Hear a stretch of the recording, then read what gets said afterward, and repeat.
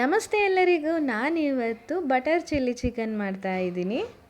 ಮೊದಲಿಗೆ 1 kg chicken ತೊಗೊಂಡಿದ್ದೀನಿ. ಒಂದು ಮಿಕ್ಸರ್ ಜಾರ್ಗೆ 8 ಮೆಣಸಿನ್ಕಾಯಿ, 2 ಗೆಡ್ಡೆ ಬೆಳ್ಳುಳ್ಳಿ, ಒಂದು ಅರ್ಧ ಇಂಚು ಶುಂಠಿ, 1 ಹಿಡಿ ಪುದೀನ, 1 ಹಿಡಿ ಕೊತ್ತಂಬರಿ ಸೊಪ್ಪು, ಗೋಡಂಬಿ ಹಾಕ್ಬಿಟ್ಟು ಚೆನ್ನಾಗಿ ಫೈನ್ ಪೇಸ್ಟ್ ಮಾಡ್ಕೊಬೇಕು ನಾವು. ನೆಕ್ಸ್ಟ್ ಒಂದು ಬಾಣಲೆಗೆ ಎಣ್ಣೆ ಹಾಕ್ಬಿಟ್ಟು ಸೋಂಪು ಹಾಕ್ಕೊತಾ ಇದ್ದೀನಿ. ಹಾಗೆ ಈರುಳ್ಳಿ ಹಾಕ್ಕೊಂಡು ಚೆನ್ನಾಗಿ ಫ್ರೈ ಮಾಡ್ಕೊಬೇಕು. ಫ್ರೈ ಆದ ನಂತರ ಚಿಕನ್ ಹಾಕ್ಕೊತಾ ಇದ್ದೀನಿ. ಚಿಕನ್ದು ಹಸಿ ಸ್ಮೆಲ್ಲೆಲ್ಲ ಹೋಗೋವರೆಗೂ ಚೆನ್ನಾಗಿ ಫ್ರೈ ಮಾಡ್ಕೊಬೇಕು. ಹಾಗೆ 1 ಸ್ಪೂನು ಅರಿಶಿನ ಹಾಕಿ ಚಿಕನ್ನ ಚೆನ್ನಾಗಿ ಮಿಕ್ಸ್ ಮಾಡಿಕೊಂಡು ಒಂದು ಲಿಡ್ ಕ್ಲೋಸ್ ಮಾಡಿಬಿಟ್ಟು ಬೇಯಲಿಕ್ಕೆ ಬಿಡಬೇಕು. ಆ ಚಿಕನ್ನಲ್ಲಿರೋ ನೀರಿಂದ ಚೆನ್ನಾಗಿ ಬೇಯಬೇಕು ಅದು.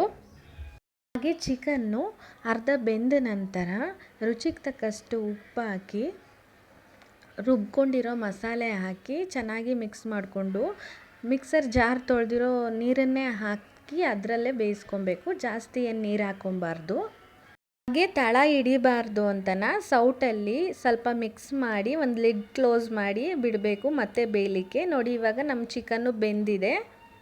ಹಾಗೆ ಒಂದು ಫ್ಯಾನ್ಗೆ ಬೆಣ್ಣೆ, ಕಟ್ ಮಾಡಿರೋ ಈರುಳ್ಳಿ, ಮೆಣಸಿನ್ಕಾಯಿ, ಕರಿಬೇವಿನ ಸೊಪ್ಪು ಹಾಕ್ಬಿಟ್ಟು ಚೆನ್ನಾಗಿ ಫ್ರೈ ಮಾಡ್ಕೊಬೇಕು.